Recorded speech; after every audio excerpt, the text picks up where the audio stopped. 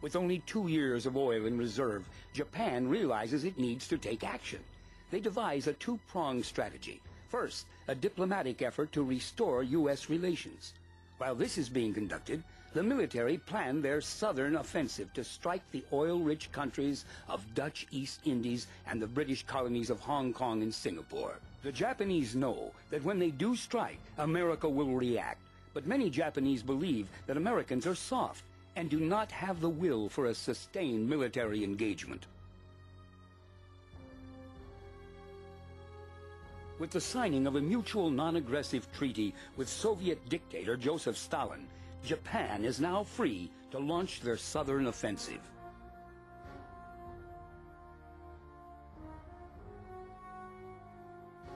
The commander of Japan's Navy, Harvard-educated Admiral Isoroku Yamamoto, opposes war with the U.S. because he knows Japan is no match for the industrial might of America. Despite his doubts, Japanese military leaders persuade Yamamoto to plan an attack. He conceives a brilliant strategy based on an American demonstration that used aircraft carriers to launch a surprise attack. Yamamoto hopes a blow to the American Pacific Fleet at Pearl Harbor will give Japan time to overrun Southeast Asia and capture the raw materials they desperately need.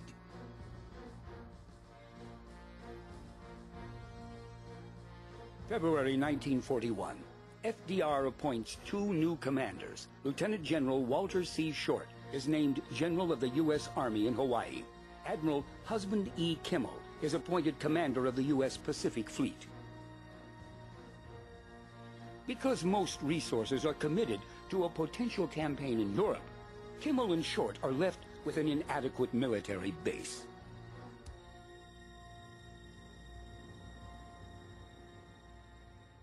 To support our allies, without formally entering the war, FDR agrees to send arms to Great Britain, China, and later to Russia under the Lend-Lease Act of 1941. Quietly drifting toward military engagement, President Roosevelt secretly meets with British Prime Minister Winston Churchill to discuss the war. Because of his election promise, FDR is reluctant to lead America into war. But the war is catching up with America. By mid-1941, several incidents occur near Iceland. 3 American ships are attacked by German U-boats. Then, on October 31st, 1941, the USS Reuben James is torpedoed by a German U-boat and sinks. More than 2/3 of her crew perishes. An outraged Roosevelt convinces Congress to repeal the Neutrality Act. To avoid shooting. But the shooting has started. And history has recorded who fired the first shot. In the long run, however, all that will matter is who fired the last shot.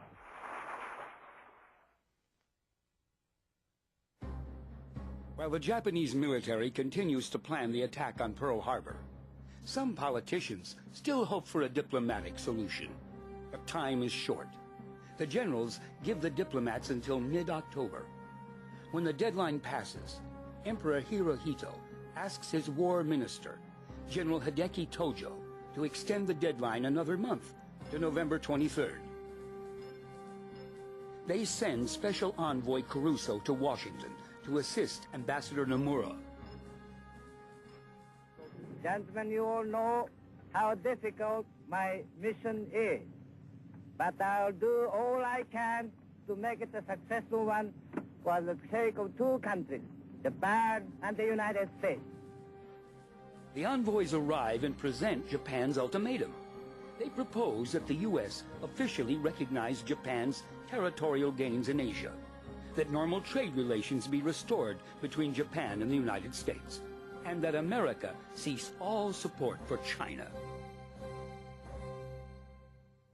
America responds to the ultimatum with a complete oil embargo.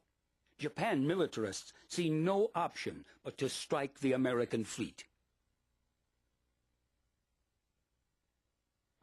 By November 1941, Japan's Pearl Harbor strike force is ready. Units of the fleet rendezvous in the remote Kuril Islands and wait for orders. With growing concerns of sabotage, General Short orders all aircraft on the Hawaiian base to park side by side to make them easier to guard. Like many decisions to follow, this will lead to disastrous consequences. On November 26th, while negotiations with the U.S. are still pending, Admiral Yamamoto's combined fleet secretly leaves for the Hawaiian Islands. 6 carriers, 400 aircraft, submarines, and numerous warships. The fleet takes the dangerous northern route to Oahu, voyaging over heavy seas in the dark and under strict radio silence. They travel for nearly 2 weeks undetected. In an ironic twist of fate, they unknowingly pass the American fleet out on maneuvers. The task force is now in range. Yamamoto delivers the attack order in his coded message. Climb Mount Niitaka. Several Japanese midget submarines move into position outside Pearl Harbor to prevent any ships from escaping. At approximately 6:20 a.m., the first of 2 air waves take off.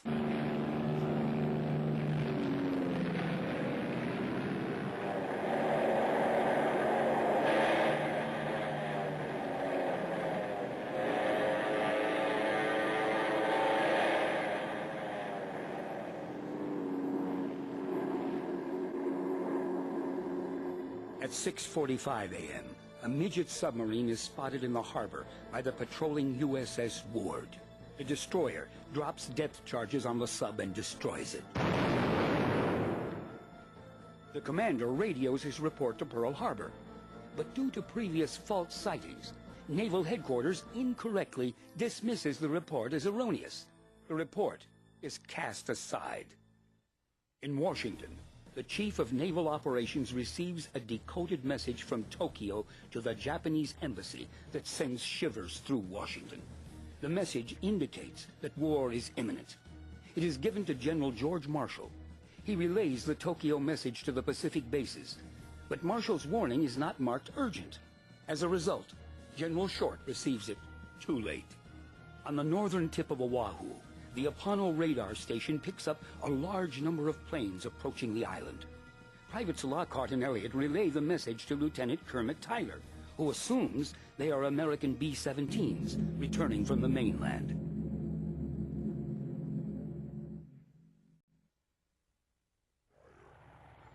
It is just another quiet Sunday morning in Honolulu. Most of the base is relaxing, going to church, having breakfast, or sleeping in late.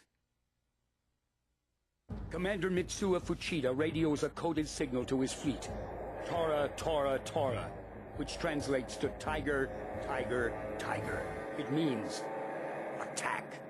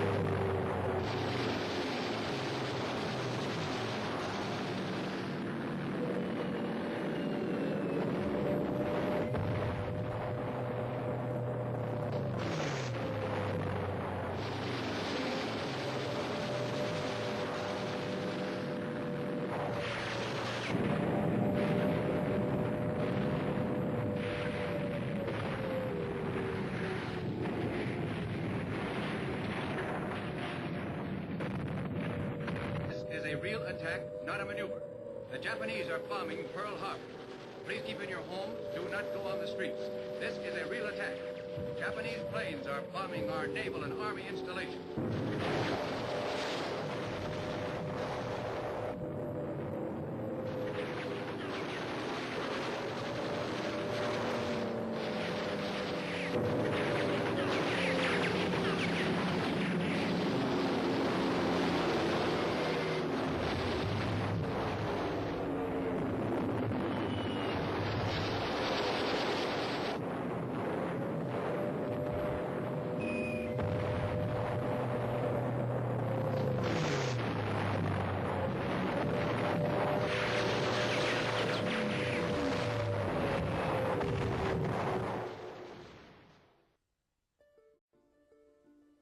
The attack is over in less than 2 hours.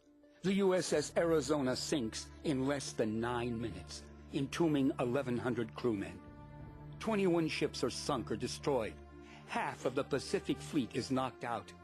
2,388 men are killed. Captain Fushida requests permission to launch a third air attack to destroy the oil fields, the dry docks, and to find the 3 U.S. aircraft carriers that were not at Pearl Harbor. Admiral Nagoma, responsible for the entire operation, fears the gamble is too great. He concludes that the missing carriers could be close enough to launch a counterattack. The triumphant Japanese fleet turns and heads home. Had they launched a third strike, the U.S. would not have been able to salvage and repair their fleet. In Washington, Japanese envoys Nomura and Kuruso finally deliver the translated message to Secretary of State Cordell Hull, 1 hour and 5 minutes late. When Admiral Yamamoto learns that the Japanese ultimatum has been delivered an hour after the attack began, he remarks, "I fear all we have done is to awaken a sleeping giant and filled him with great resolve." The secret attack on Pearl Harbor was executed so brilliantly that even government officials Nomura and Kuruso do not know it has taken place. We interrupt this program to bring you a special news bulletin. The Japanese have attacked Pearl Harbor, Hawaii, by air, President Roosevelt has just announced. When the news of the attack reaches the mainland, the American people are stunned with disbelief, confusion, and shock. Before a joint session in Congress, a steadfast President Roosevelt makes his ringing address and declares war. Yesterday, December 7th, 1941, a date which will live in infamy. The United States of America was suddenly and deliberately attacked by naval and air forces of the Empire of Japan. I ask that the Congress declare that since the unprovoked and dastardly attack by Japan on Sunday, December 7th, 1941, a state of war has existed between the United States and the Japanese Empire. There are 8 separate investigations into the attack. The committee hears testimony from many of those in charge in Washington and Hawaii, including Admiral Kimmel. The Navy Department had several courses open. It could furnish me directly with the best evidence of Japanese intentions and plans, the intercepted Japanese military and diplomatic messages. This would have given me an opportunity to judge for myself the gravity and intensity of the crisis as December 7th, 1941 approached, and the probability of a Japanese attack on Hawaii. The Navy Department failed to do this. In the end, Kimmel and Short are found guilty of dereliction of duty and forced to resign. Many feel these 2 officers could not have been entirely responsible for such a monumental disaster. For years, conspiracy theories surround the attack. Most speculate on President Roosevelt's motives and whether or not he allowed the attack to happen so the U.S. would be forced into World War II. Admiral Yamamoto's plan, a desperate gamble to push the U.S. into negotiating peace by attacking Pearl Harbor, fails. He laments that Japan has given America its own rallying cry. Remember Pearl Harbor. The treacherous nature of the Japanese attack unifies Americans and starts a wave of fervent patriotism. All over the country, recruiting offices are jammed with young men volunteering for military duty. Women leave the comfort of their homes to join the war effort. Now, all Americans are filled with fierce determination to avenge Pearl Harbor and to obtain absolute victory.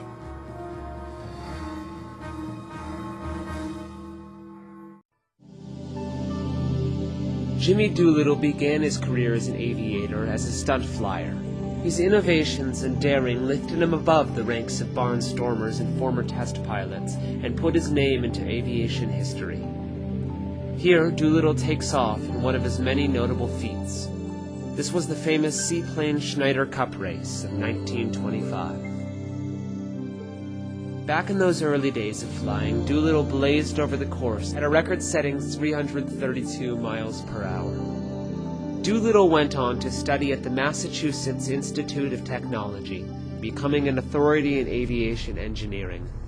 During World War II, he helped plan, then lead, the first major strike against mainland Japan just 5 months after Japan's attack on Pearl Harbor. This act of defiance in the face of a triumphant Japanese military was considered pure suicide. Doolittle led 16 bombers from the carrier Hornet, which had slipped to within 800 miles of Japan. Their success relied on the fact that the feat was thought impossible. Doolittle helped crush Germany by commanding Air Force divisions in North Africa, the Mediterranean, and Europe. By 1945, the war in Europe was over. Doolittle arrived in California with George Patton to remind Americans that victory over Europe did not end the war. Japan still must be beaten. Fellow Californians, it's good to be home. And I'm lucky to be home. A lot of our boys out there aren't that lucky. The ground where they lie buried is hallowed ground. We pay them our tribute and our homage. The rest of them, many thousands, are coming home. Some are coming home to stay, their mission accomplished. Some of them are going out to the Pacific to finish up the job which is only half done. That's going to be a tough job because the job is tough. It'll be accomplished by teamwork, by the same teamwork that won the battle in Germany. Americans turned out to honor this man of daring and dedication. He had come a long way. From pioneering aviator and holder of speed records to famed World War II air commander, James Doolittle had earned a place on America's long roll of honor, along with the gratitude of his country.